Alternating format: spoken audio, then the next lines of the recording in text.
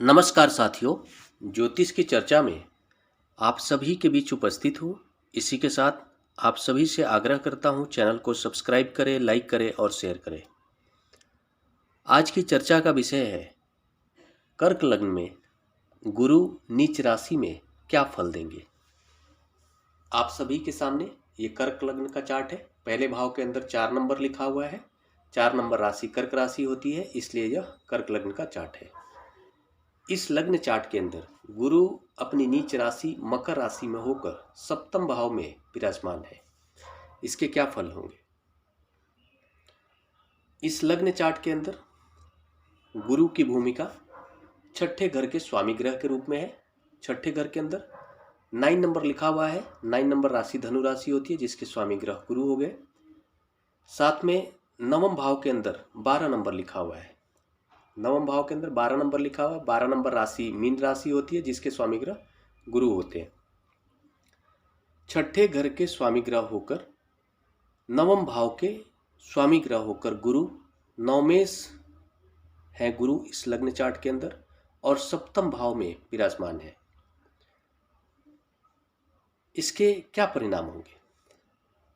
सप्तम भाव में मकर राशि के अंदर गुरु बैठे हुए हैं, और गुरु की नीच राशि मकर राशि होती है। जब भी कोई ग्रह अपनी नीच राशि में होकर जिस किसी भी घर में बैठता है, तो सबसे पहले उस घर से संबंधित क्षेत्रों में नकारात्मकता लाने का काम करता है, और वो जिस क्षेत्र का कारक ग्रह है उन सभी क्षेत्रों में जातक को नकारात्मक प्रभाव देखने को मिलता है। इसके साथ साथ वो ग्रह जिस घर का स्वामी ग्रह होता है उस घर से संबंधित नकारात्मक प्रभाव देखने को मिलता है। इसके अकॉर्डिंग हम ये देख रहे हैं कि इस लग्न चार्ट के अंदर गुरु के कारण सप्तम भाव नकारात्मक रूप से प्रभावित हो गया। साथ में छठा जो घर है वो भी नकारात्मक रूप से प्रभावित हुआ, और नवम भाव भी नकारात्मक रूप से प्रभावित हो गया।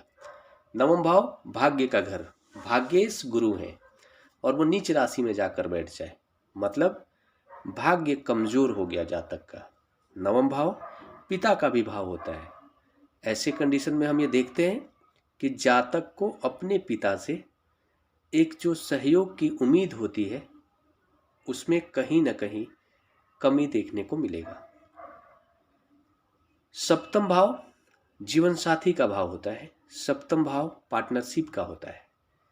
इसके अकॉर्डिंग ऐसे जातक को अपने जीवन साथी से जो एक उम्मीद की कामना होती है, एक उम्मीद होती है कि अगर कोई भी कार्य करता है तो उसको एक सपोर्ट सिस्टम के तौर पर आदमी एक उम्मीद रखता है जीवन साथी से, वो स्थिति यहाँ पर नकारात्मक परिस्थितियाँ बन रही हैं। और गुरु के कारण, यहाँ बैठने के कारण, ऐसा जातक जब भी कोई पार्टनरशिप में कार्य करेगा तो उस कार्य में विफलता हाथ लगेगी। और गुरु मूल रूप से भाग्य के स्वामी ग्रह है गुरु। इस लग्न चार्ट में भी गुरु भाग्य के स्वामी ग्रह है, मतलब, और वो नीच राशि में जाकर बैठ जाए, तो ऐसा जातक अगर किसी भी तरह का पार्टनरशिप करेगा तो उसको उस तरह का सफलता नहीं मिल पाएगा, बल्कि असफलता का मुंह देखना पड़ सकता है। साथ में गुरु के जो क्षेत्र हैं, गुरु के क्या क्षेत्र होते हैं। गुरु ज्ञान के मूल रूप से कारक ग्रह है।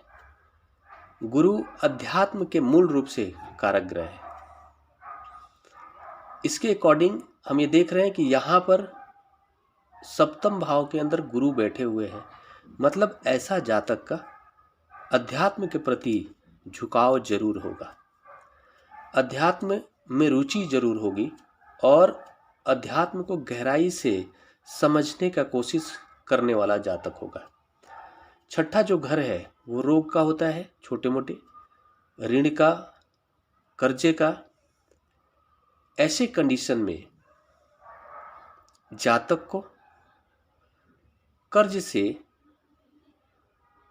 दूर रहना चाहिए, नहीं तो कर्ज उतारने में तकलीफ़ों का सामना करना पड़ सकता है और पेट से किसी तरह की परेशानी बनी रह सकती है। ऐसे जातक को लीगल किसी भी तरह के पचड़े में नहीं पड़ना चाहिए, नहीं तो मुश्किलों का सामना करना पड़ सकता है।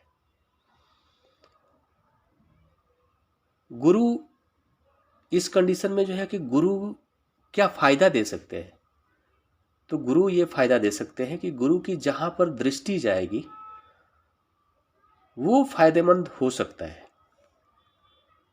और वो किस तरह से फ़ायदेमंद होगा?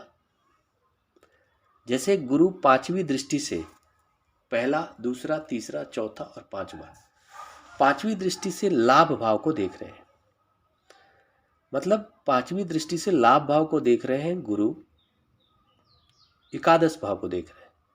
इसके परिणाम स्वरूप जातक अगर कोई कार्य करेगा, गुरु से जुड़ा हुआ कार्य नहीं होना चाहिए। कोई ऐसा कार्य जो उसके लग्न चार्ट के अकॉर्डिंग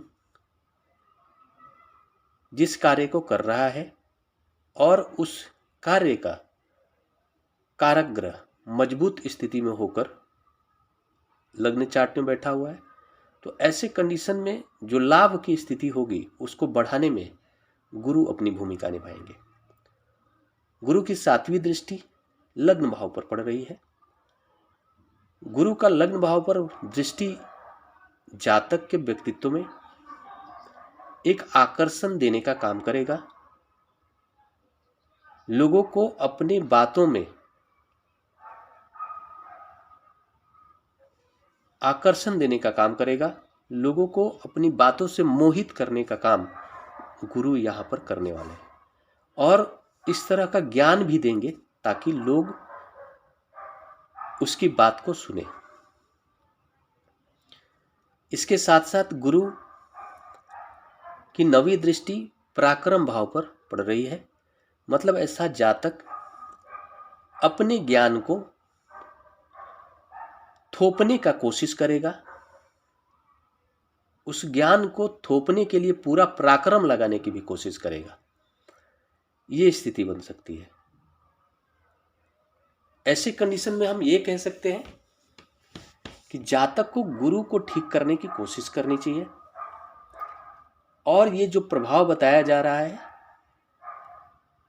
पर्टिकुलर गुरु के अकॉर्डिंग बताया जा रहा है। बाकी सारे ग्रहों की क्या भूमिका होगी, कितने निगेटिव हैं, कितने पॉजिटिव हैं, कितने सकारात्मक और कितने नकारात्मक हैं, उन सभी ग्रहों के प्लेसमेंट के बाद ही एग्जैक्ट इसका प्रभाव पता चलेगा।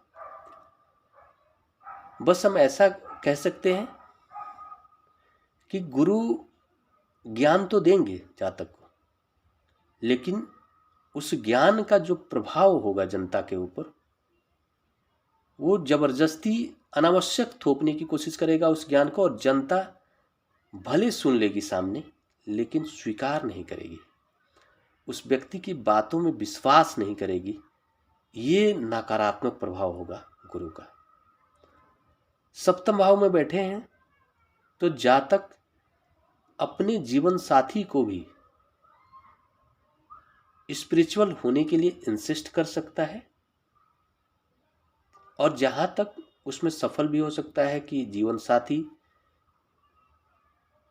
धार्मिक प्रवृत्ति की हो, रिलीजियस हो, ऐसी संभावना बन सकती है। इसी के साथ नमस्कार। अगले विषय पर चर्चा के लिए आप सभी के बीच मिलूंगा। तब तक के लिए मेरा नमस्कार।